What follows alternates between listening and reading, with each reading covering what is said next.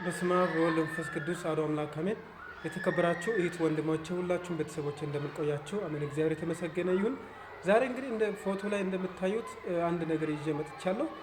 አንድ እህት እንግዲህ በፓስተሮች ነቢያቶች ነን ባዮች ጋር ቀርባ እንግዲህ ከበሽታ ድኛለሁ ከተፈውሻለሁ ብላ ፍራሽ አስይዛ እንግዲህ እንዲመታለች ማለት ነው። እንግዲህ እንዲሁ ተመልከቱ። የፍራሽ ሰው በበሽታ ብዙ ጊዜ ቆይቶ ታሞ የዳነበት ፍራሽ ነው ወይ?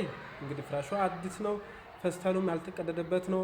እንግዲህ ስታዩ እንዴት በጣም በቀላሉ ለማወቅ የሚቻል ይሄ ሰውን የሚሸውድበት ሲስተም እንደሆነ እንዲገባችሁ ነው እና ያመጣሁት ይሄን ነገር።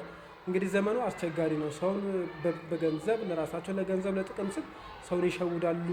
ከዛ ውጭ ደግሞ ታምር ሰራን እንዲያደርገን ይላሉ። ስለዚህ በመጽሐፍ ቅዱሳችን እኮ በዚህ መጨረሻው ዘመን እንግዲህ ሐሰተኞች ነቢያቶች እንደሚነሱ ይነግረናል በማቴዎስ ወንጌል ምዕራፍ 24። ከዛ ውጭ ደግሞ ትንቢት ታምር ስላደረጋችሁ እንግዲህ እንዳይደንቃችሁ ይላል መጽሐፍ ቅዱሳችን ላይ ማለት ነው። እና ታምር ማድረግ ትንቢት መናገር ይሄ በመጽሐፍ ቅዱሳችን የሰው ትክክለኛ መሆን መመዘኛ እንዳይደለ ይነግረናል። ስለዚህ ራሳችን እንጠብቅ፣ ሌሎችንም እናስገነዝብ፣ ግንዛቤ እንስጣቸው።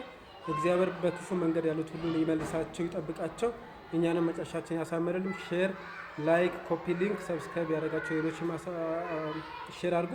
አመሰግናለሁ። ታንኪዩ